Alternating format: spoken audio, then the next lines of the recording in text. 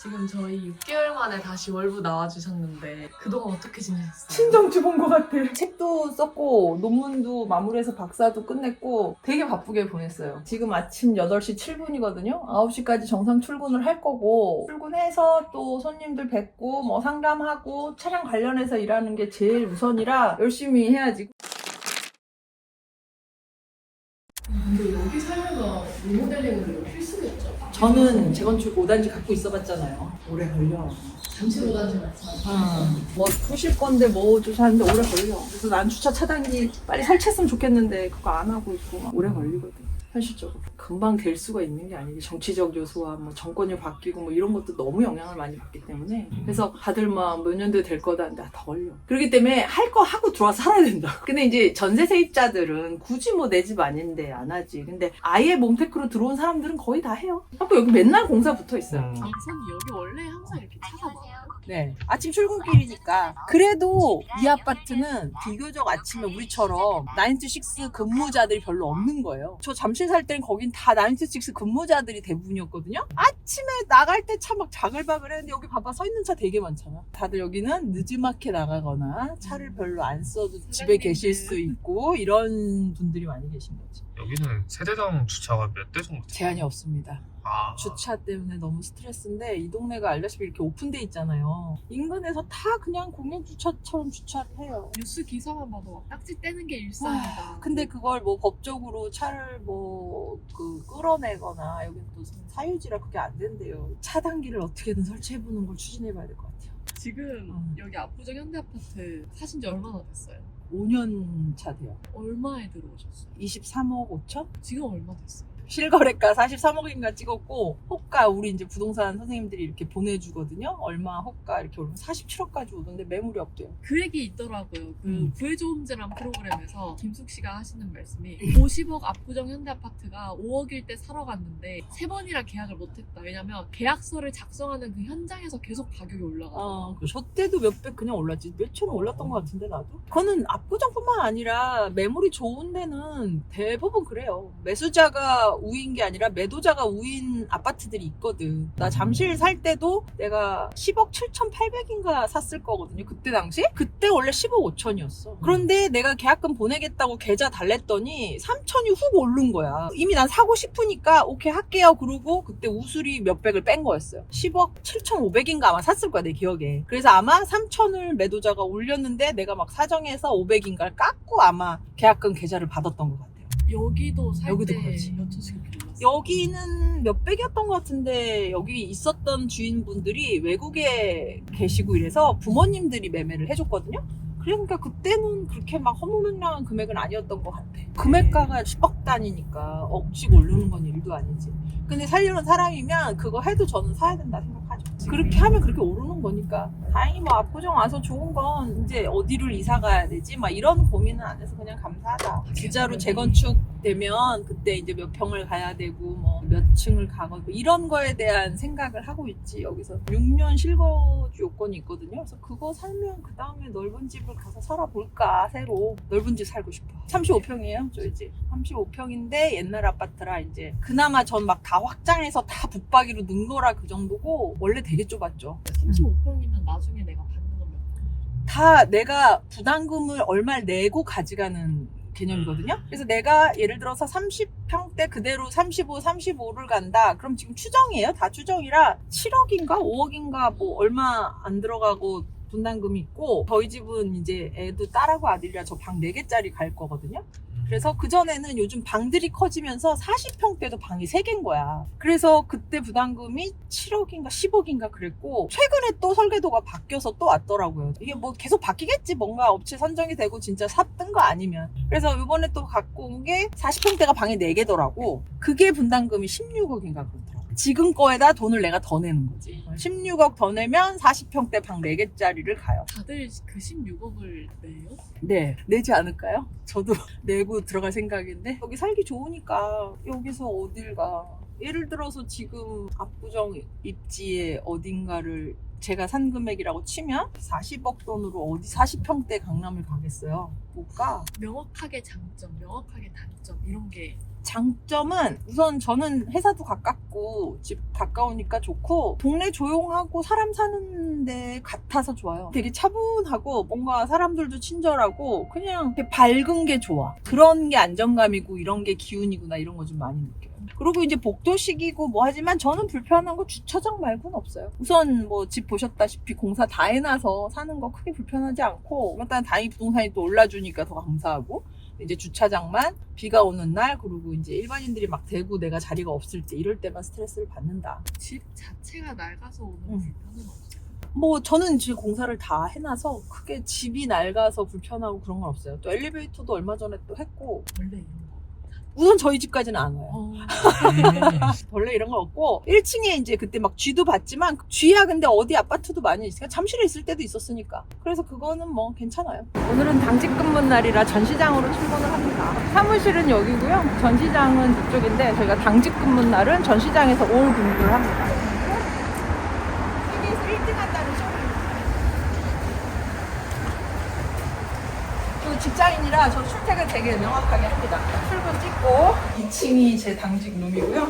엘리베이터 탈게요. 당직이 아닐 땐 오피스 사무실에 있어요. 전시장에 워킹으로 차를 사러 오는 사람들을 받는 날, 딜러들 입장에서 그런 분들을 맞이할 수 있는 날이에요. 그러면 누구나 당직을 쓰고 싶어 할 거 아니에요. 그런데 굉장히 정확한 룰에 의해서 90명이 돌아가면서 삽니다. 남다른다는 강남 신축 사이에서도 그 압구정 현대는 그 이름만으로도 상징성이 있잖아요. 어쨌든 압구정이 부동산 재테크 면에서 좀 남다른 지점이 있다고 생각하시는 거예요? 지금 남아있는 서울의 노른자 단지가 여기밖에 없으니까. 물론 음마, 자모 뭐 다 있는데 거긴 그래도 또 험블러가 안쪽이고 서울의 강남의 중앙을 봤을 땐 이만한 입지가 없으니까. 그리고 우선 1순위로 반포에서 이미 검증을 했잖아요. 이 한강변에 이쪽 올림픽대로 변의 아파트들이 얼마의 호가를 누리고 있는지를 이미 아리팍서부터 보여줬고 누구나 대한민국 어떤 사람이든 저기보다 여기가 덜 오를 거라는 상상을 하는 사람은 아무도 없잖아요. 뭐 아리팍 원밸리가 지금 40몇 평인가가 100억을 찍었더라고요. 실거래가를 52평이었나? 102억인가를 찍었어요. 그러면 이렇게 넘어왔을 때 모두가 에이, 압구정이 쟤보다 더 나가겠어? 라고 말하는 사람 아무도 없다고. 입지나 단지 규모수나 신축으로 치면 당연히 더 잘 지어놓을 거니까. 그러니까 아마 다들 마지막이 압구정밖에 없구나 이렇게 얘기를 하는 것 같고 압구정 좋아해요. 이 압구정동 지도를 보니까 거의 대부분이 다 아파트더라고요. 맞아요. 근데 지금 약간 그 가운데서도 가격 주도를 하는 곳은 어디예요? 3구역. 저는 4구역이에요. 그 성수대교를 기준으로 오른쪽이 4구역이에요. 이건 올림픽대로 지도거든요. 여기란 말이에요. 이 안쪽으로 쑥 들어가. 강남구의 이 안쪽. 그게 한머령으로 해서 이렇게 감싸고 있단 말이야. 3구역이. 그리고 거기가 대형 평형대가 다 거기에 있어요. 70평대, 80평대. 그리고 한강변은 대려 작은 평수들이 있어. 40평대, 30평대가 있고 옛날 부자들은 굳이 한강변에서 살지 않았대요. 그때 당시는 이런 수로 시설이나 이런 게 열악했기 때문에 물이 새고 뭐 이러면 괜히 범람할 수도 있고 뭐 이래서 이 집이 50년 전에 져진 거니까 그때 당시 누가 70평대, 80평대 아파트를 들어왔겠어. 대단히 부자들이 정말 들어와. 그때 당시 뭐 정치 차관들 뭐 정계 이런 사람들이 다 들어왔었던 아파트인데 그땐 풍수지리보단 안쪽에 좀 아늑하게 안전하게 산다 이런 맥락이었던 것 같아요. 그러니까 아마 안쪽으로 들어왔을 때 큰 평수가 포진해져 있는 것 같고 저도 이제 그쪽 동네 80동, 70동 이쪽에 손님들이 많거든요. 가보면 확실히 달라요. 원래 찐부자들. 여기서 나서 자라서 쭉 사시는 분들이 대부분이에요. 이 압구정 현대 관련해서 댓글들이 많은데 엄청 많죠. 이거는 진짜 부자들이 살고 있는 곳이 아니라 진짜 부자들이 그냥 소유하는 곳이다. 맞아요, 맞아요. 살고 있는 사람도 되게 많아요. 원래 조합원들 분들, 어르신들 되게 많이 살고 계시고 초딩, 중딩? 이 정도 자녀를 가진 새로 이사 온 이런 분들은 거즘 세죠. 전세든 월세든. 그래서 대부분 어르신들이면 자가로 그냥 사시는 거고 이사 오시고 이런 이런 분들 이제 연배 보면, 그리고 여기가 말씀하신 대로 너무 비싸니까, 그리고 또 너무 고가에다 요즘은 대출 규제도 너무 심하기 때문에 여기가 막 옛날처럼 막 갭 투자가 되고 이런 데가 아니잖아요. 그래서 대출이 안 나와요. 그래서 정말 근데 여기를 현금 주고 뚝 산다? 그럴 만큼 증여세를 많이 내고 여기를 해주시는 분들이 잘 없으세요. 저희 여기 손님들 되게 많이 계신데 자녀분들 다 다리 건너 살거나 태북이라고 하더만, 테헤란로 기준으로 태북 쪽으로 많이 사세요. 여기에 증여를 해주는 손님을 단 한 분도 못 봤어. 여기를 어떻게 사줘? 예를 들면 40억짜리 30평대는 사줘야 되잖아요. 80억 있어도 40억 세금 내야 되니까 사겠어? 안 사잖아요. 80억이면 또 살 수 있는 게 또 많단 말이야. 그러다 보니 사람들이 여기에 증여를 해서 산다? 쉽지 않을 것 같아요. 이사님 좀 작아잖아요. 전 작아죠. 저는 회사도 우선 가깝고, 제가 한시적 1가구 1주택 혜택을 본다고 자모 갖고 있고 리센치 갖고 있다가 3년 이내에 팔아야 된다고 해서 리센치를 서둘러 판 거야. 몇 개월 남겨놓고 그 세금 혜택 본다고. 그리고 그 집을 팔면서 조건이 내가 여기에 전세를 살면서 매도를 하겠다였어. 그러니까 주인이 안 들어오는 조건으로 계약을 한 거지. 근데 1년 반 사니 이분이 너무 집주인 노릇을 하시더라고. 계속 와서 집을 보고, 엄마가 와서 본다, 외국에 있는 와이프가 들어왔다 그래서 계속 집에 들어와서 뭘 본다고 그러고 하는데 내가 너무 좀 스트레스를 받았어. 그러더니 1년 반 만에 자기네가 들어올 거니까 나가래. 그래서 그때 그냥 이사하자 이러고 있는 집으로 이사를 한 거죠. 그래서 온 거예요. 저 본의 아니게. 내가 여기서 멍테크해. 아, 절대 아니야. 절대 아니야. 그때 당시 리센치 40평대 전세 가려고 엄청 알아봤는데 전세 20억이어도 전세는 전세잖아. 내 입맛에 맞는 게 안 나오더라고. 그래서 보던 차에 집에다가 20억을 묻어두고 전세를 사는 건 아니다라는 생각도 들었지.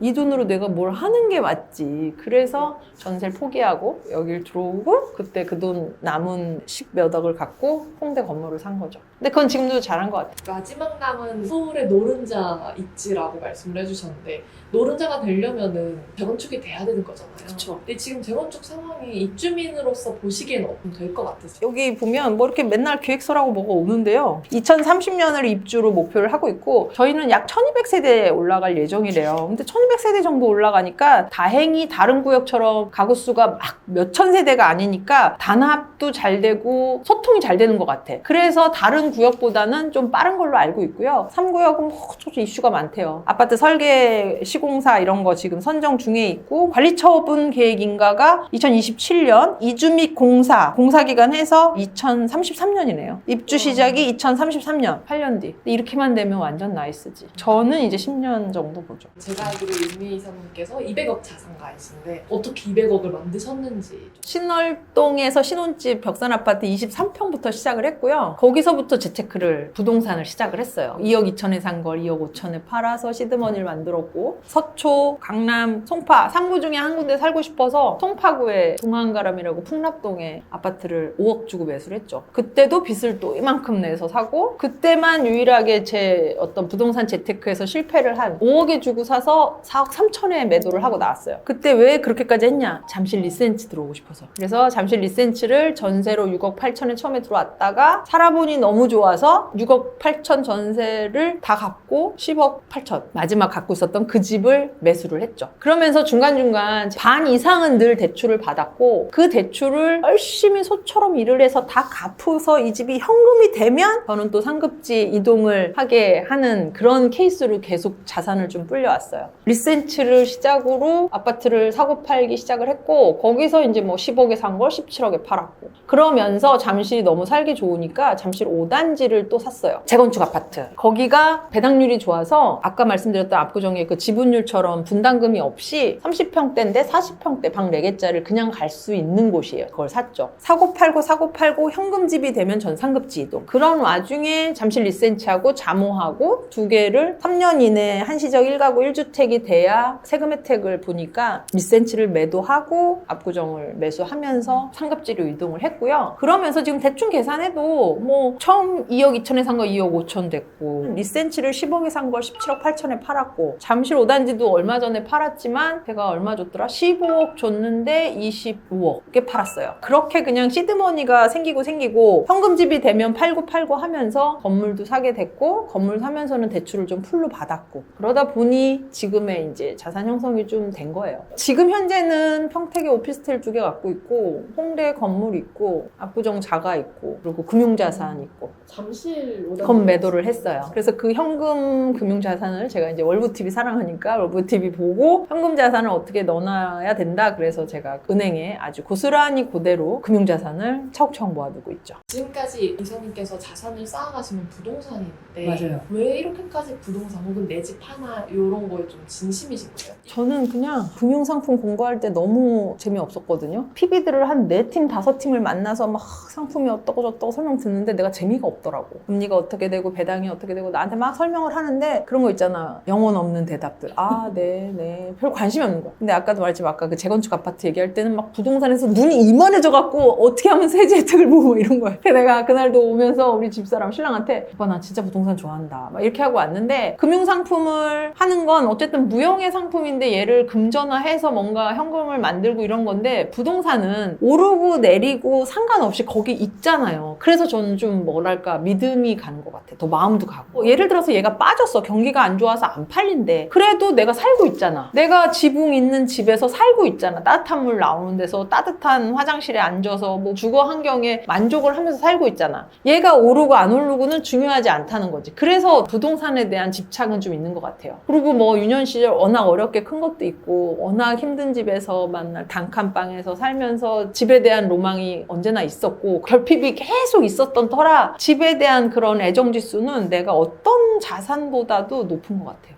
그래서 계속 부동산을 해야 내가 즐겁지 싶어. 그 마음이 벽산 사실 때부터 있었던 거예요? 네. 집에 대한 아, 어떤 너무 그때 그 벽산 아파트 23평이었거든요. 근데 신축 아파트 3베이 나온 데라 방이 3개이고 화장실도 2개이고 신축 아파트니까 23평인데도 지금 우리 집보다 넓었어. 물론 체감이겠지. 그때는 애도 없었고 둘이 살 때니까 신혼부부가. 토요일 날 오전에 쓰레빠시지 끊고 가서 시장에 가. 상추, 마늘, 고추 이런 걸 사고 우리 그 앞에 슈퍼가 있었는데 거기 정육 슈퍼. 거기서 삼겹살을 사. 둘이서 우리는 1kg 먹으니까 그거 사고 소주 2병 내진 맥주 해서 소주 한 3-4병은 마셨을 거예요. 그러고 한 1시부터 낮술을 삼겹살에 꺼먹어. 그게 저는 지금도 어떤 삼겹살보다 따라올 수가 없었던 것 같아요. 제일 행복했던 삼겹살이었고 내가 이 집에 내가 집이 있네? 우리 집이네? 그런 어떤 만족도나 어떤 설렘이 지금 압구정 그거보다 훨씬 컸던 것 같아요. 그러니까 그때부터 아 집을 진작 샀어야 됐구나. 대출이라는 걸 받아보는 게 너무 무서웠기 때문에 엄두도 못 냈던 걸 아 남편이랑 결혼을 하면서 집을 한번 사볼까? 이렇게 시작했던 재테크가 나한테 이렇게 만족도를 높게 해준다고 그때부터 느꼈어요. 나 너무너무 좋았어 그때. 그런데 팔 때 올랐대. 그런 맛도 처음 본 거야. 벽산 아파트 몇 년도에 들어갔어요? 06년에 들어갔어요. 06년. 19년 정도 동안 부동산을 좀 계속 하신 건데 그렇죠. 요즘같이 좀 불황이라고 이야기하는 시기에서도 부동산이란 자산이 의미가 있을까요?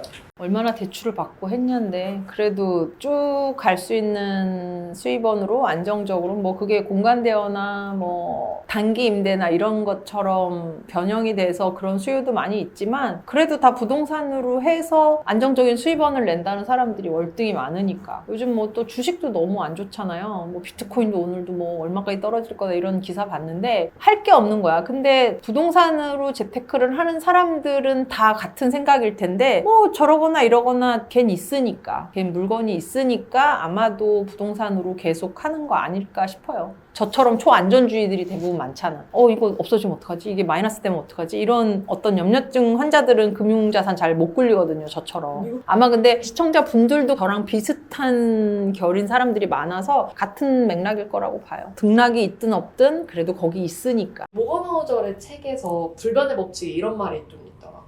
저축은 비관주의자처럼 하고 투자는 낙관주의자처럼 해라. 저는 뭐 부동산 좋아하는 사람이라 물론 저 건물 사서 이자 내고 금리 올라가니까 물론 힘들었었어요. 지금도 물론 힘들어요. 적진 않게 힘든데 어떤 건 안 힘들어? 지금 주식 뭐 다 빠지고 비트코인 다 빠지고 좋은 게 지금 뭐가 있어? 없어요. 하나도 없어. 어저께 친한 손님도 전화 와서 윤희사가 차가 안 팔린다 그러면 어떡해? 회장님 지금 안 됩니다. 저희 자동차 뭐 힘들고 뭐 블라블라 제가 막 얘기를 했는데 다 안 되고 책의 내용처럼 정말 저축을 나빠하지 않아요. 저는 지금도 뭐 적금처럼 얼마씩 저금을 하니까 비관주의라기보다는 그래도 부동산은 현물이 있고 언젠간 좋아지겠지라는 그런 낙관적인 생각을 당연히 하고 있고 다만 해안은 갖고 있어야지. 지금 예를 들어서 저한테 우리 직원들이나 주변 동료들이 이사님 집 어디 사야 돼? 이렇게 많이 물어보시는데 저는 3구만 오를 것 같거든요. 3구도 대장주? 어디 가서도 대장주? 그런 데를 잘 보고 공부를 해서 사야 된다는 거야. 저는 개인적으로 지금 되려 살 시기라고 봐요. 지금은 매도자 우위 시장이거든요. 다들 쭉 말아갖고 사람들이 또 매물도 없다고 하지만 또 살 사람이 없대요. 그럼 이럴 때 좋은 거 해서 줍줍하는 게 맞아. 단 좋은 거 사야지. 본인의 예산을 맞춰서 어딜 봐야 되고 계속 봤던 동네면 아 괜찮다 싶으면 가격을 좀 조율하더라도 전 지금 사야 된다는 주의거든요. 저한테는 여기가 맞는 거고 그게 증여 목적인지 투자 목적인지 내가 실거주 목적인지 부동산은 물어보는 사람도 정말 많지만 정말 개별성이 강하잖아요. 사람마다 다 틀려. 저는 저기가 맞는데 이 사람한테 여기가 안 맞거든. 그래서 그냥 뚝 하고 여기 어때요? 물어보는 걸 대답해 주는 것도 답이 없는 모호한 거고 이거 무조건 너랑 나랑 똑같으니까 해. 이것도 잘못된 답이라고 저는 생각해요. 뭐 우리 PD님한테 내가 압구정 사세요. 뭐 그러면 저 아줌마 뭐야? 이거잖아요. 그런 맥락처럼 너무 부동산은 너무나 개별성이 강해서 어디가 낫다가 아니라 그분한테 맞는 그분이 어디에 의정부에 살든 의왕시에 살든 그분이 맞는 아 저기면 괜찮다. 뭐 예를 들면 그런 요건들은 책에 많이 나오죠. 단지가 커야 되고 역 근처여야 되고 뭐 초중구가 있으면 좋고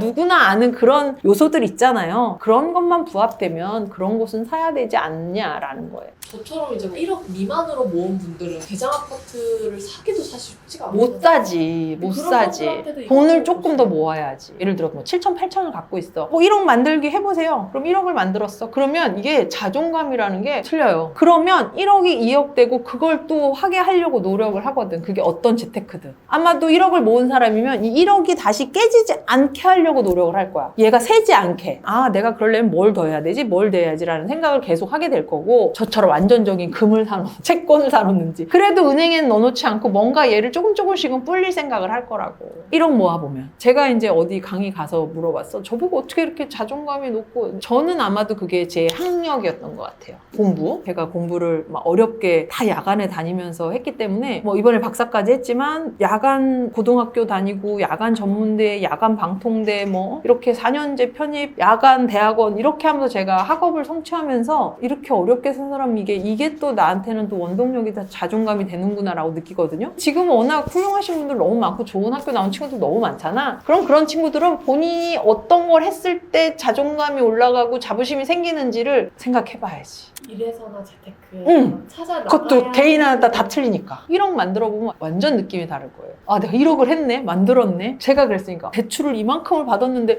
이게 현금집이 됐네? 대단해. 막 대견해. 오글거리지만 진짜거든. 그날 소주에 삼겹살 먹으면 그 소주에 삼겹살이 얼마나 맛있을 거야. 그게 저한테는 그때 당시 벽산 아파트 2억 3천짜리 아파트였던 거고 그때 자신감이 생긴 게 그렇게 시작이 됐던 거거든. 지금은 부동산 관심 갖고 공부도 시작하시고 아니요. 대학원은 여기 와서니까 20학번이죠. 제가 대학원은. 건국대 부동산대학원은 20학번. 중앙대 석사는 02학번이에요. 그러니까 18년 만에 다시 석사를 또 한 거죠. 재테크로서 부동산이나 다른 어떤 학력에 대한 그런 공부라던가 굉장히 딥다이브를 해서 가져가신 느낌이 드는데 그 원동력은 뭐예요? 걸핏. 아마도 꼬마 때처럼 막 계속 그렇게 살았으면 그냥 어디 공장에서 계속 미싱을 하고 있거나 어디 식당에서 뭐 가게를 하고 있거나 했지 않을까 싶은데 공부를 하게 됐고 새로운 사람들도 만나면서 나랑은 다르게 살아온 사람들을 보면서 살아왔던 것 같아요. 야간에 학교를 다니고 낮에 공장 생활을 했었으니까 그때 당시에 처음으로 만난 어른 저희 전무님이라고 그때 계셨던 분이 너 대학 가야 된다. 되게 큰 사람이 돼야 된다. 이렇게 저한테 굉장히 좋은 말씀을 해주셨단 말이죠. 그런 말씀을 해주셨던 분이 계셔서 저가 아마 지금까지 온 거라고 생각을 하고 그 전무님 얘기를 빌어서 그래 나는 대학도 가야 되고 일반인들처럼 꿈이라는 것도 좀 가져보고 하나하나 꿈이라는 걸 꿨던 것 같아요. 지금 생각하면 제 꿈이지 상상도 못할 일이지. 대학 등록금도 없던 애가 무슨 한 달에 11만 원인가 9만 얼마인가 월급 받을 때인데 공장 다녔을 때니까 그 돈을 받아가면서 집에다 다 돈을 줘서 한 달에 몇천 원 용돈 받고 할 때인데 무슨 언감생시 대학이야. 나한테는 있을 수 없는 단어였어 대학이란. 그런데 저는 우리 집안에서는 그냥 금기시 된 걸 뭔가 이렇게 깬 사람이 된 거였거든요. 그러면서 학교를 와보니 MT를 가는데 그때 휘닉스 파크였던 것 같아요. 기억에 침대에 정말 아파트처럼 깨끗한 그런 집이 있는 걸 전 태어나서 처음으로 그런 집을 본 거야. 그때가 대학교 1학년이니까 19살 MT였어요. 19살 20살 때였지. 친구들 여럿이서 갔으니까 소파 있고 침대 있고 방이 3개인가 2개였었거든요. 그게 신기한 거야. 맨날 단칸방에서 식구 5명이 쪼로니 누워서 한 방에서 잤었던 사람이고 화장실은 늘 밖에 있었던 집에서 살았는데 화장실이 2개나 있네? 침대가 각 방에 다 있어. 너무 신기했어. 이 사람들은 사람들은 나랑은 다르게 살아왔었던 사람들이구나. 근데 이 친구들이 일반적이구나. 내가 좀 특이하게 살았구나 라는 걸 그때 느꼈어요. 그러고 다시 회사를 들어가고 직장 취직을 해서 사람들을 만나니 그런 걸 더 느끼지. 아, 내가 진짜 힘들게 살았던 거였구나. 그런 게 원동력이 돼서 지금의 이런 뭘 채우려고 하는 게 있는 것 같아요. 보통 내가 그렇게 결핍을 느낄 때 그걸 비교만 한다든지 어려움을 느끼고도 가만히 있는 경우도 많잖아요. 근데 이사님은 계속 행동을 해오셨던 거예요. 전 그게 얼마나 다행인지 몰라요. 아, 진짜 나는 왜 이렇게 살지? 아, 이게 아니라 나도 저렇게 살아봐야겠다. 나도 저렇게 저 친구들처럼 일반적으로 저러려면 어떻게 해야 되지? 아, 대학을 가야 되고 공부를 더 해야 되고 돈을 잘 벌어야겠구나라는 생각을 그때부터 했던 것 같아요. 막연하게 쟤네 있는 집이니까 이런 생각을 한 게 아니라 나도 저렇게 할 수 있겠구나 이렇게 생각을 했었어요. 그거 되게 스스로도 좀 다행히 기특하죠. 그래서 그런 게 결핍에서 오는, 그리고 집안의 어떤 그런 폭력 이런 거에 대한 현실적인 체감? 눈치 빠름? 뭐 이런 거였던 것 같아요. 성공과 어떤 부의 비결은 또 결핍에 있다지만 사실 또 대부분은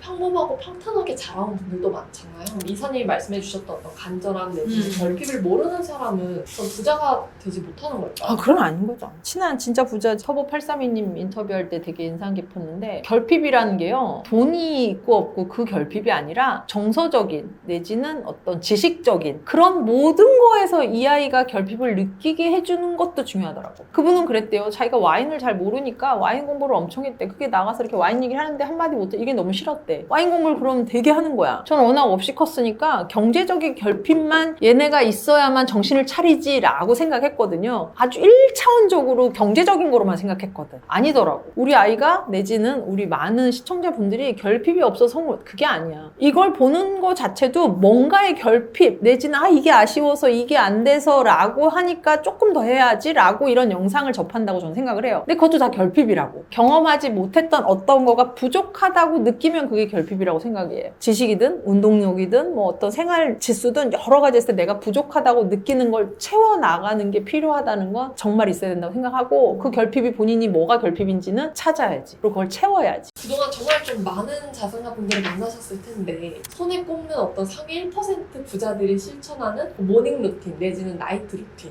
그런 게 좀 있을까요? 운동을 정말 열심히 하시는 것 같고요. 자기관리 끝판왕? 꼽히고 다 들어가는 건 운동이야. 그래서 제가 더 자극받는다니까. 제가 그런 분들 만나면서도 얘기 들으면 진짜 운동, 본인 관리, 건강관리 너무 열심히 하시는구나를 되게 많이 느껴요. 그래서 어떤 형태든 PT가 됐던 필라테스가 됐던 집에서 저처럼 홈트를 하든 운동하는 건 기본으로 다 있고요. 그리고 제가 많이 말씀드리지만 허튼 돈 안 쓰는 거. 그게 이제 뭐 하다못해 물건을 사는데 택배비가 들어간다거나 쿠팡이츠로 뭘 시켰는데 배달료가 있거나 안 써도 될 돈에 대해서는 되게 아까워들 하세요. 저도 그래요. 저도. 뭐 예를 들면 여기 은행 걸어가면 300원 수수료 나오고 여기로 가면 안 나와. 그럼 좀 걸어서 안 나오는 데를 가지. 100원이 없겠어. 1000원이 없겠어. 10,000원이 없겠어. 근데 나 300원이 너무 아깝다. 안 써도 되는 돈이잖아요. 여기 걸어가면 주거래 은행이 있으니까 300원 안 내도 되는데 절로 가면 600원이래. 그런 거 너무 아까워요. 부자들도 그런 거 정말로 그래요. 그래서 저는 저래서 저분들이 부자구나 뭐 이런 거 있잖아요. 우수리 다 떼시죠. 근데 우리 같은 그냥 다 줄 것 같잖아요. 다 깎으세요. 저랑 10,000원이 너 내니 네가 내니 내가 내니 뭐 키링을 하나 더 줘라 안 줘라. 그분들이 근데 돈이 없겠냐고. 친한 그 여자 사장님도 차 살 때 뭐 남들은 얼마인데 얼마 깎아달라고 막 나한테 그래서 알겠습니다. 그러고 이제 할인을 뭐 제 거 이렇게 해서 할인을 해드렸어요. 그러고는 골프 가거나 이러면 다 내주시고 식사도 되게 좋은 거 사주시고 얼마 전에 되게 비싼 귀걸이 선물도 해주셨거든요. 저는 이분들은 나한테 이렇게 기마이처럼 쓰는 건 또 너무 잘 쓰셔. 근데 저랑 거 할인할 때 차 살 때는 10만 원 20만 원 깎아라. 그런 분들이야. 그래서 써야 될 때는 쓰시는 거야. 이렇게 소비 패턴이 부자들도 고객님들도 그런 거에 마인드를 갖고 있는 거야. 사소한 돈 막 안 쓰는 거, 그리고 직원들이랑 뭐 대화를 할 때 내가 써야 될 돈 아끼지 않는 거. 그런 어떤 소비 습관은 정말 다 똑같은 것 같아요. 이사님께서 자산이 200억 정도 되신다고 들었는데 저도 이 5권 읽으면 이사님처럼 월급쟁이인데 어떤 재테크를 하면서 이걸 쟤는 어떻게 했지라는 걸 궁금해하는 분들한테 꼭 알려드리고 싶고요. 최근에 읽은 것까지 해서 제가 5권을 선별해 봤습니다. 저는 요즘은 또 버릇처럼 이렇게 노트를 또 합니다. 노트를. 그날 내가 느꼈던 그런 걸 이렇게 판서라고 그러니까 확실히 기억에 더 남더라고. 그래서 지금 말씀드리는 책들은 제가 다 읽어보고 내가 너무 좋아서 말씀드린 거예요. 그냥 이렇게 겉으로만 본 책들이 아니라 다 보셔도 윤미애가 추천한 정도 괜찮네 하는 책들로만 선별을 했습니다. 첫 번째 책 네. 볼까요? 다른 영상에도 소개했던 세이노의 가르침입니다. 세이노의 가르침은 삶의 지혜다. 딱 맞는 말 같아요. 어떤 지독함이 서려있는 부자들의 자세? 그런 느낌을 아주 잘 가질 수 있는, 뭐든 배우려고 하고 있고 어떤 걸 했을 때 본인이 깊숙하게 학습을 하고 정확하게 알아야 뭔가를 실행할 수 있고 실천할 수 있다. 그게 재테크가 됐던 사회생활이 됐던 여러 가지로 봤을 때 내가 알아야 잘할 수 있다는 내용이에요. 이 저자 세이노도 되게 자수성가형 완전 안 알려졌지만 얼굴은 모르지만 굉장한 부호라고 알고 있고요. 근데 봐도 너무 두껍잖아요. 엄두가 안 났었어. 네. 이걸 언제 읽어. 그런데 너무나 탁월한 선택이었어. 첫 장 넘어가면서부터 술술 익혀지더라고. 나중에 뒷부분은 제가 한참 뒤에 읽었거든요. 아까워서. 이거 다 읽어 내려가면 그 다음에 뭐 읽지 하는 것 때문에 되게 아까워서 뒷부분은 정말 천천히 봤던 기억이 나요. 필요한 내용들이 너무 많은 거야. 그래서 이건 진짜 다른 사람도 많이 읽었으면 좋겠다는 생각을 정말 많이 했어요. 책값에 대한 이분에 대한 철학도 너무 멋있고 7,200원대 샀는데 지금 한 8,000원 돈 할 건데 책값도 안 올리고 그래서 와 나도 저분처럼 저렇게 책값에 연연 안 하고 정말 많은 사람들한테 좋은 울림을 줄 수 있게 나올 수 있는 전날이 올까라는 생각까지 들었어요. 함께 읽고 싶고 나누고 싶은 그런 문장이나 챕터가 있나요? 너무 많아서 사람은 자신의 삶에 스스로 변화를 일으켜 그 어떤 분야에서든 자신의 가치를 계속 증대시켜 나갈 때 행복을 맛볼 수 있다. 328페이지입니다. 제 슬로건이 미래를 준비해 현재를 즐길 수 있다. 그런 같은 맥락이야. 내가 미래를 즐기려면 난 지금 되게 행복해야 되고 뭔가 열심히 준비해야 되거든. 그런 맥락에서 되게 와닿던 문구였어요. 야 이거 진짜 소름이다. 했었던 그런 부분 317페이지입니다. 명심해라. 당신이 돈 많은 부잣집에서 태어나지 않았다면 수입에 비하여 가장 많은 저축을 제일 악착같이 하여야 할 때가 바로 그 시절이다. 20대와 30대 시절에 자신의 라이프 스타일을 수호하기 위해서건 취미를 위해서건 워라밸이죠. 그 어떤 명분으로 사용하는 돈이건 간에 그 돈이 모여 적절하게 투자될 경우 10년 후에는 그 수익금만으로도 같은 행위를 할 수 있다. 20대와 30대에 모은 1억 원이 40대에 가서는 10억 원이 되어 그 수익이 1억이 될 수 있다는 말이다. 지금 이코노미 막 가격 따져서 해외여행 갈 게 아니라 지금 돈 열심히 모여서 40대 비즈니스 타고 가라고. 지금 진짜 아까 피디님한테 얘기했지만 7천만 원인데 1억 모아봐. 그 다음에 그 돈 깨질까 오매불만 계속 고민하게 되거든. 어떤 사람이 이 책을 꼭 읽었으면 한다. 리얼하게는 아마 30대 중반부터는 와닿는 책이지 싶어요. 너무 20대 초반, 중반 친구들은 뭔 소리야 와닿지도 않을 것 같고 먼 나라 얘기려니 생각할 것 같은데 직장 생활하고 결혼해서 이렇게 가정을 일구고 시작하는 그런 분들한테는 너무 와닿는 책일 것 같아요. 두 번째 책 나는 부동산과 맞벌이 한다예요. 일명 나부만 빨간책이라고 하고요. 제가 부동산으로 워낙 많이 했던 사람이라 너무나 추천하는 도서입니다. 근데 지금은 절판이 돼서 중고서적으로 사야 되지만 도서관에서 보시면 가서 빌릴 수도 있으시고요. 제본하는 것도 또 하나의 방법입니다. 제본해서 소장하는 것도 추천드립니다. 이 책은 지난 10년간 부동산 재테크의 바이블이 된 책이고요. 정말 부자들 이런 대상이 아니라 직장인들, 월급쟁이들, 입문해서 처음으로 시작하는 분들에게는 강력 추천 도서입니다. 기초적인 부분 잘 실어놔서 리얼하게 써놨어요. 빠른 추가 출판 희망합니다. 좀 함께 읽고 나누고 싶은 그런 문장이나 챕터가 있을까요? 회사는 직원을 부자로 만들어주지 않는다. 정말 말 그대로 미친 듯이 일했지만 직장 생활은 녹록치 않았다. 내 통장은 월급날만 살짝 두툼해졌다가 이내 마이너스로 변했다. 주변의 학교 선배나 직장 선배들의 삶을 보았다. 그들 모두 그저 평범한 회사원이자 서민일 뿐이었다. 나름 좋은 대학을 나와 대기업에 취직한 사람도 많았지만 그들 역시 월급으로 생활을 꾸려나갈 수밖에 없었다. 내가 꿈꾸던 멋진 차를 끌고 좋은 집에서 살게 되는 날은 요연해 보였다. 페이지 22페이지, 23페이지 보시면 제가 되게 감명 깊게 본 단락입니다. 모든 월급쟁이들에 대한 표현이 싶어요. 다 똑같지 뭐. 주변의 학교 선배 다 잘났고 다 좋은 대학 나오고 다 훌륭해. 근데 다 그들 역시 월급 받으면 또 생활하고 그걸로 꾸려나가는 거밖에는 안 되더라고요. 아주 공감되는 부분이었습니다. 또 동시에 이 책에서는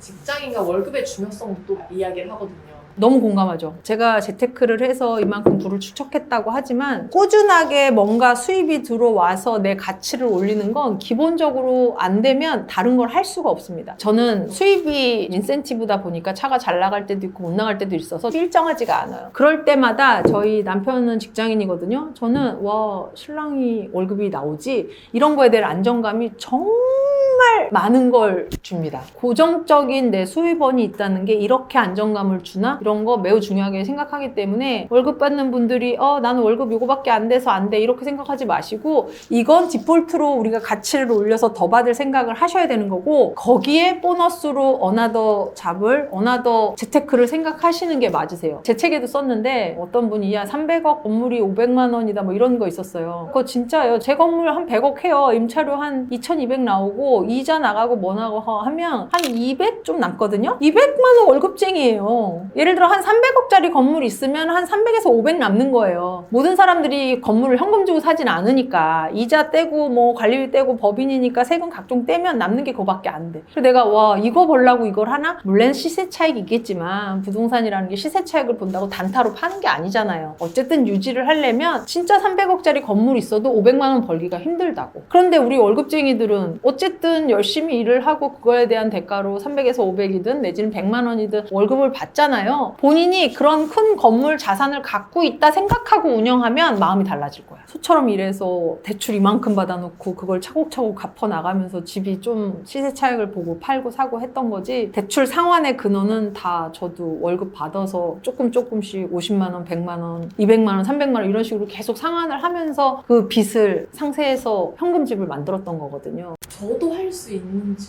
저도 부자 될 수 있는지. 너무 할 수 있죠. 부자지수 체크표 한번 볼까요? 121페이지에 있습니다. 1번, 구체적인 금액의 경제적 목표가 있다. 저는 있습니다. 2번, 가계부 혹은 재무제표를 사용하지 않는다. 저는 아닙니다. 쓰고 있습니다. 3번, 경제적 목표를 달성할 수 있는 노하우를 가지고 있다. 있습니다. 부동산 계속 돌리고 제가 어쨌든 투자 마인드를 갖고 있으니까 이것만 갖고 있어서 가만히 있어야라지는 생각 안 하니까 적어도 뭔가를 자꾸 하려고 하고 있어서 4번, 부동산은 단타로 매도하는 게 좋다고 생각한다. 아닙니다. 부동산 단타로 아닙니다. 세금 많이 내기 때문에 효과적이지 않습니다. 5번, 근로소득만큼의 다른 불로소득, 임대소득, 배당소득 등이 있다. 있습니다. 저 부동산이죠. 뭐 월세 받고 있는 거 있고 부동산 뭐 임차소 있고 그리고 뭐 지금은 금융상품 하고 있으니 이렇게 채권에서 배당금 받는 것도 있어요. 금액이 크니까 배당금도 꽤 됩니다. 6번, 100권 이상의 투자 관련 도서를 읽는 건 무의미하다고 생각한다. 전혀 아닙니다. 책 보셔야 됩니다. 활자가 주는 믿음과 신뢰가 있어요. 체득이 되는 느낌? 정말 강추입니다. 그래서 책 정말 많이 보셔야 됩니다. 7번, 월 가계지수 곱하기 240이 당신의 재테크 목표보다 크다. 아닙니다. 전 더 큽니다. 8번, 수입의 대부분을 저축 또는 펀드에 투자하고 있다. 그렇지 않습니다. 저희 아직은 뭐 70% 이상이 부동산이기 때문에. 9번, 나이 곱하기 세전연봉 나누기 5보다 당신의 순자산이 더 많다. 많습니다. 10번, 자산이 적을 때는 포트폴리오에 맞춰 분산 투자를 하는 것이 중요하다고 생각한다. X입니다. 가진 자금이 얼마냐인 거지. 예를 들어서 지금은 1억 갖고 할 수 있는 부동산이 많지 않잖아요. 그런 건 이제 분산 투자를 해서 금을 사든 채권을 사든 초안전주의니까 원금 보장이 되는 상품으로 시간이 좀 더 걸리지만 할 거고 그런 식의 재테크를 조금씩 해서 돈이 어느 정도 만들어지면 내가 사고자 했던 부동산 물건이 나왔다 그랬을 때 도전을 하는 거고 저는 1억 정도 선 내지는 2억 생각한 수준의 억 단위는 준비가 돼야 된다 생각을 해요. 그래야 부동산을 할 수 있으니까. 모을 때는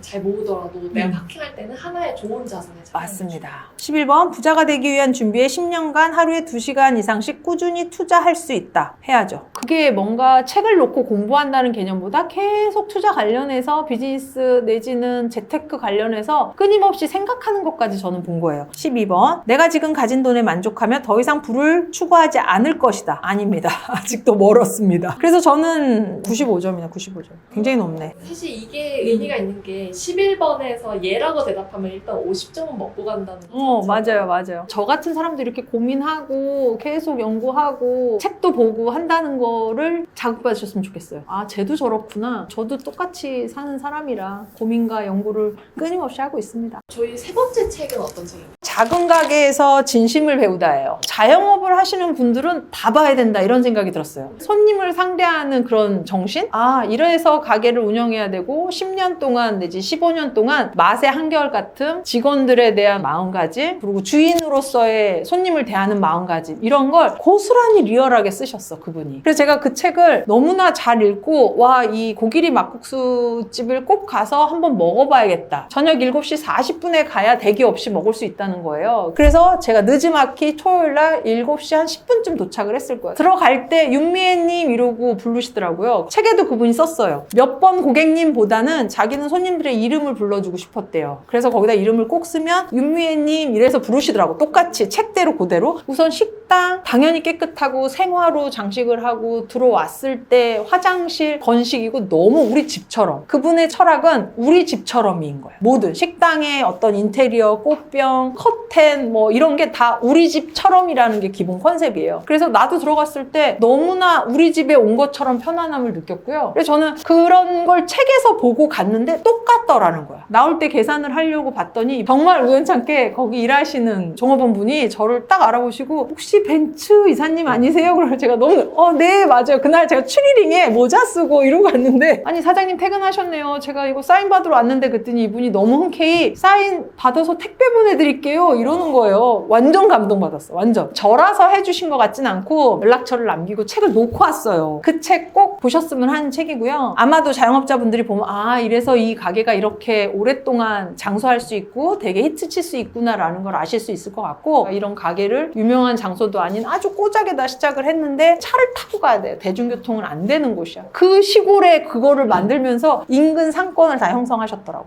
그 책에 담겨 있었던 자영업 성공의 단 한 가지 비결. 내 가족한테 하듯이 하라. 맛이 1년 360일 똑같이 하게 해라. 레시피가 이 사람 저 사람이 다르고 다 다르대요. 이것도 메밀의 숙성 정도에 따라 다르고. 근데 그걸 똑같이 365일 끓여내려면 얼마나 노력을 했겠어. 직원들에 대한 친절. 한 그릇이라도 더 팔면 좋잖아요. 시간이 딱 되면 안 받는데. 직원들을 위해서. 직원들에 대한 안위도 당연히 제일 우선시 돼야 되는데. 이 사람들하고 손발이 맞아요. 이 사람들이 친절하게 나오는 거고. 그 사장님 혼자서 아무리 해봐야 한계가 있잖아. 워낙 식당도 크고 사람도 많이 오니까 그분들도 가족처럼 직원들을 대하니 직원들도 똑같이 친절하게 나가더라. 이런 어떤 깨우침을 그대로 적어놨어. 그걸 모두가 알지만 실천하는 식당이 잘 없잖아. 그러니 다 망하고.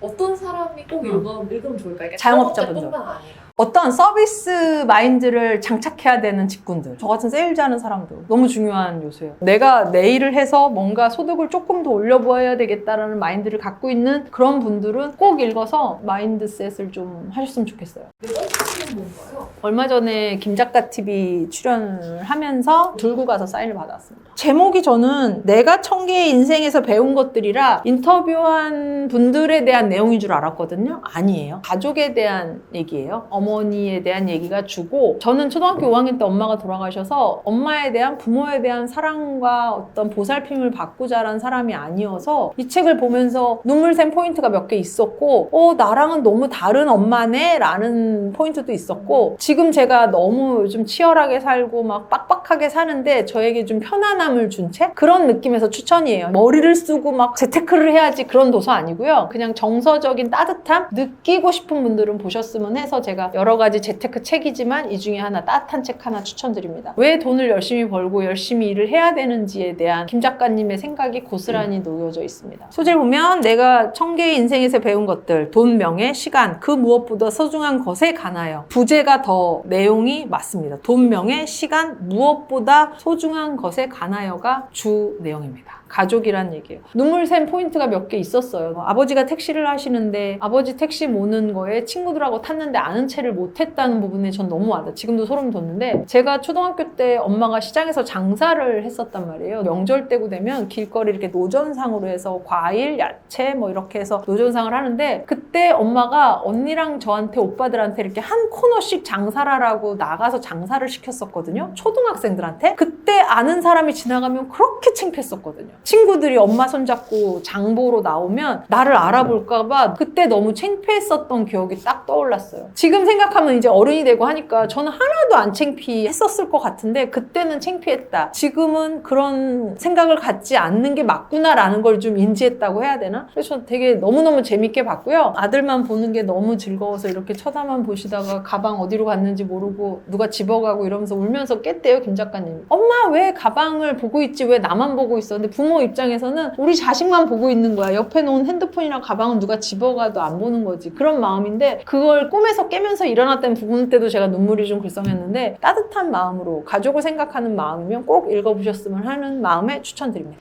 어떤 분이 꼭 그러면 읽어보셨으면 좋을 것 가족에 대한 아쉬움이나 아, 우리 집은 왜 이러지 하는 마음이 드는 친구들이 봤으면 좋겠어요. 저처럼 내가 제일 우선이고 일만 우선이고 그런 사람들이 봤으면 좋겠어요. 워커홀릭들 그런 분들이 보면 그래도 잔잔한 울림이 좀 있지 않을까 싶어요. 있는 부모님께 잘하자 뭐 이런 마음과 내 자식들한테는 저렇게 해야지라는 마음을 좀 다잡는 워킹맘들 2% 많이 보시니까 워킹맘들 보셨으면 좋을 것 같아요. 다섯 번째 책은 제가 이사님께 꼭 이거는 추천해 주셔야 합니다라고 지금 감사합니다. 남겨 요청드렸던 감사합니다.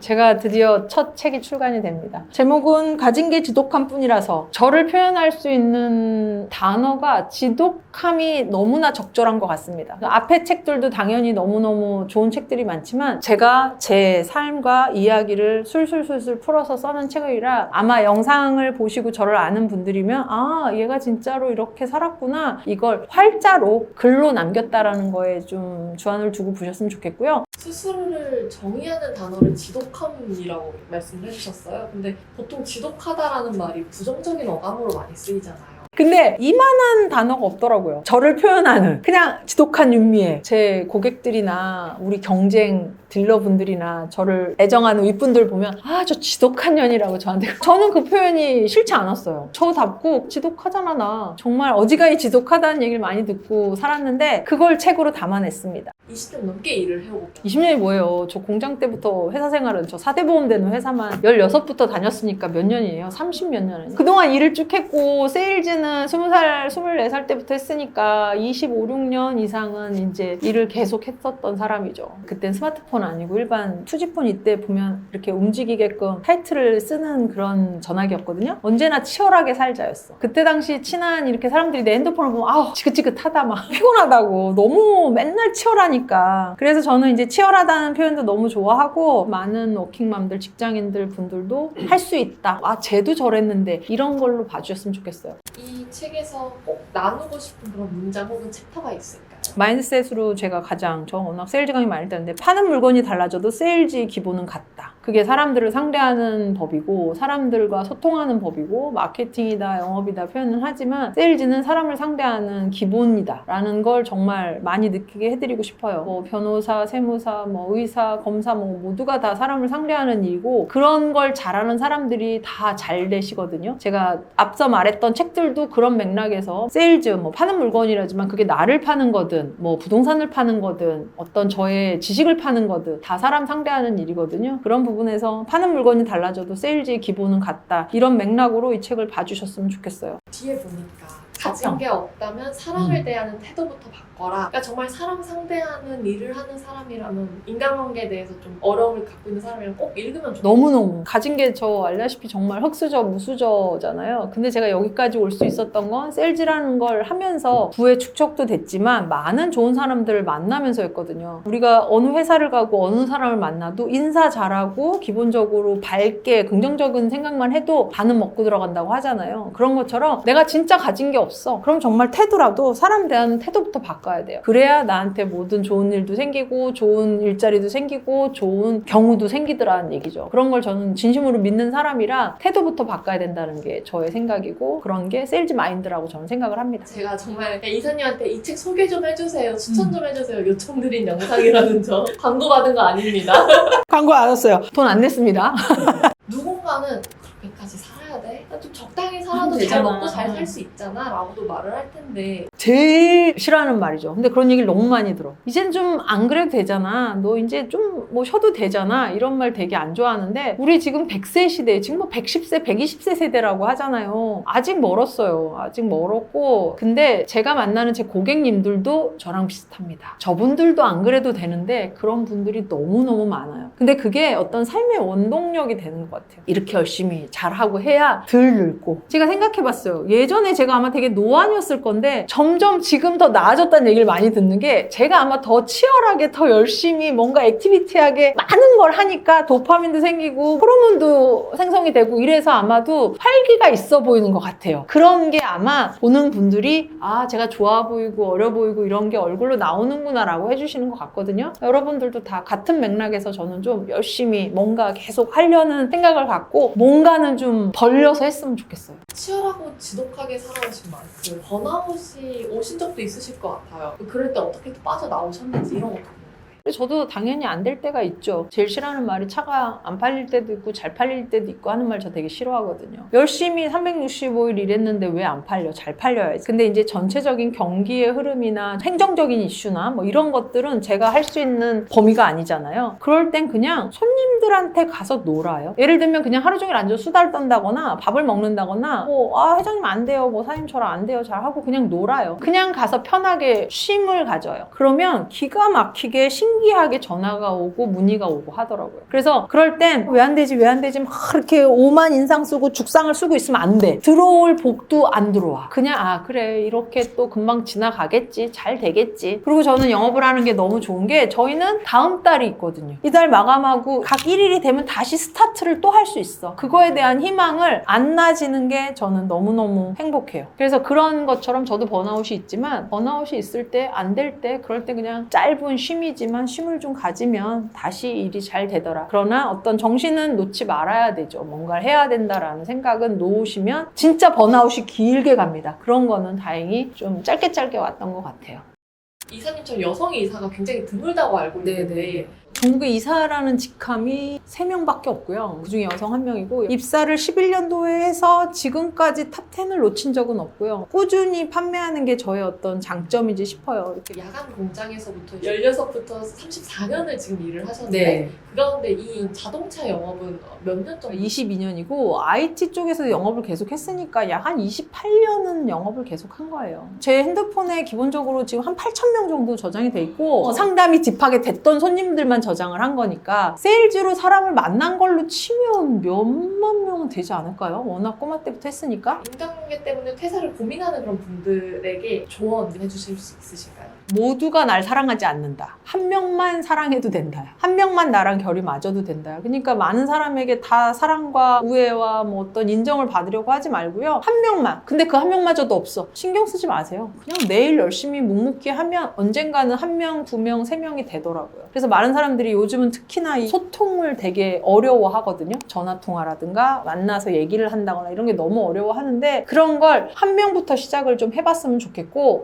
제가 날 싫어해. 날 너무 안 좋게 얘기하고 다녀. 이런 사람 있을 수 있어요. 있겠죠. 그런 사람은 닫아야 돼. 그러려면 본인이 책 잡힐 짓을 하시면 안 돼. 본인이 책 잡힐 짓을 안 했는데 저렇게 나를 폄하하고 욕되게 하고 하는 사람이 있다. 그런 사람은 무시하시면 돼요. 그런 훈련이 필요해. 회사는 집이 아니에요. 학교가 아니에요. 여기는 철저하게 비즈니스하는 공간이라 여기서 친한 언니, 친한 동생, 친한 오빠 이걸 기대하시면 안 돼요. 내 색깔대로만 일을 하면 언젠가는 나 하나 둘 제 우군이 생기더라고요. 그리고 직장 생활하는 사람들의 가장 점심 먹을 때 애로사항이 있더라고. 나 누구랑 먹지? 안 드셔도 됩니다. 요즘은 안 먹는 사람 너무 많거든요. 식단 관리한다고 안 먹는 사람도 있는데 처음엔 어려워. 밥 먹으러 갈래? 누구랑 밥 먹으러 가지? 누구랑 먹으러 가지? 내가 먼저 얘기할까? 제가 가자 그러면 갈까? 처음 한두 번만 힘들어. 그냥 굶으세요. 내지는 간단하게 본인 해결. 그래서 저는 인간관계 힘들다? 점심시간만 혼자 보내도 그거 아무렇지도 않아지게 돼요. 그래서 저는 저 오늘부터 다이어트 한다고 점심 안 먹겠습니다. 그냥 선언하세요. 완전 강추. 지금 직원들한테도 되게 많이 얘기해. 전 점심을 안 먹거든요. 너무 좋아. 저 같은 사람 상대하는 일이라 11시 반부터 2시까지 그 시간을 또 일을 할 수 있어서 너무 좋아요. 저는 불특정하게 전화가 많이 오고 상담을 하니까 손님들이 손님들이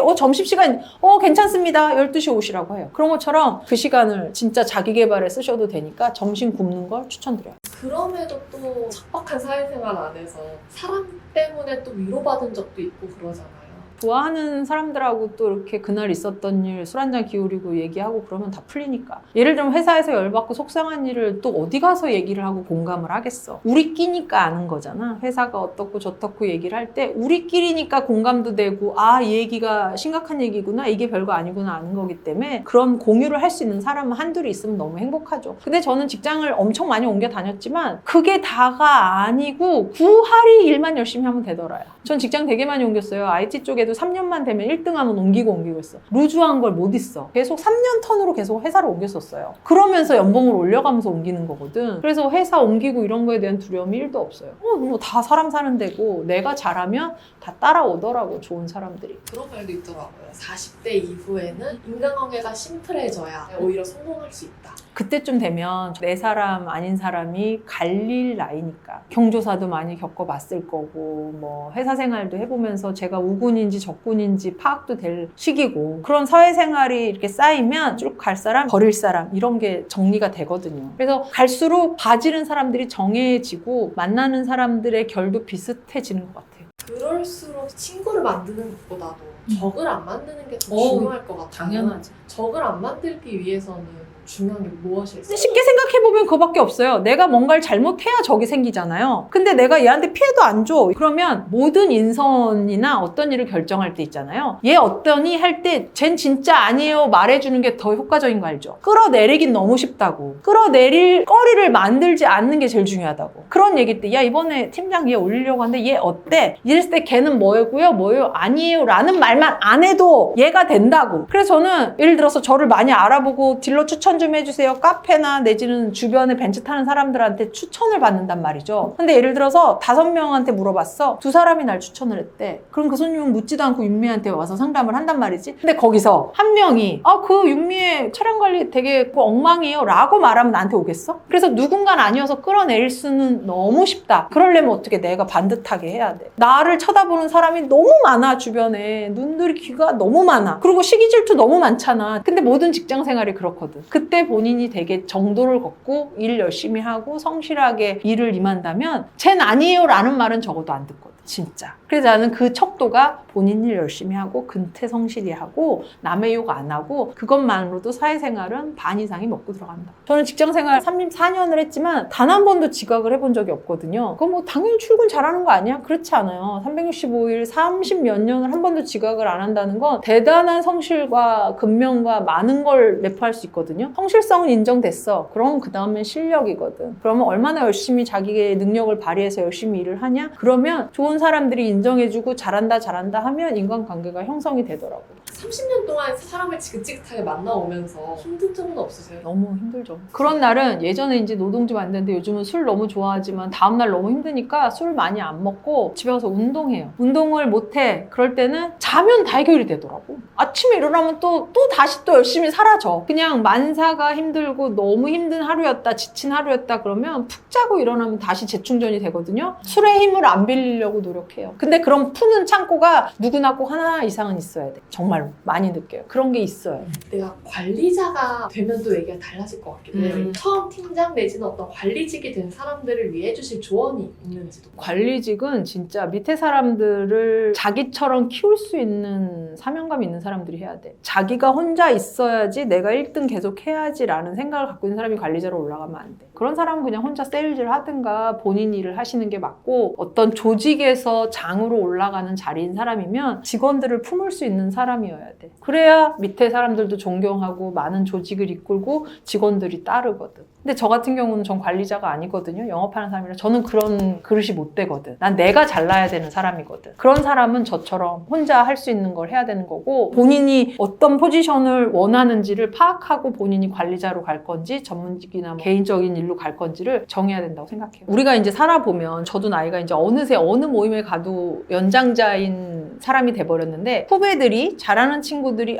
쟤 되게 우리 흔히 말하는 싹수가 노란 잘하는 애가 보인단 말이죠. 그런 친구들은 시기 질투가 아니라 이렇게 격려해줬으면 좋겠어요. 그게 다 돌아오더라. 우리가 사방에 경쟁자 너무 많고 쟤도 경쟁자고 얼마나 그렇겠어요. 솔직히 저희는 더 그렇거든요. 다 경쟁자라서. 근데 얘도 잘 됐으면 좋겠고 쟤도 잘 됐으면 좋겠어 하는 마음을 가지면 다 돌아오더라고. 어떻게든 돌아오니 우리가 주변에 이렇게 돌려봤을 때 나보다 잘하는 시기 질투할 대상이 있다고 하면 그걸 격려로 후배면 더더욱 격려와 사랑으로 이렇게 해주면 그게 다 나한테 돌아오더라. 그런 마음으로 살았으면 좋겠어요. 이전 영상에 이런 댓글 달렸거든요. 이분이 대단한 건 어렵게 살았어도 그늘이나 세상에 대한 원망이 없다는 것, 나쁜 감정을 오래 갖고 살지 않는 성향, 털어내는 힘이 강하고 좋은 기운이 가득함.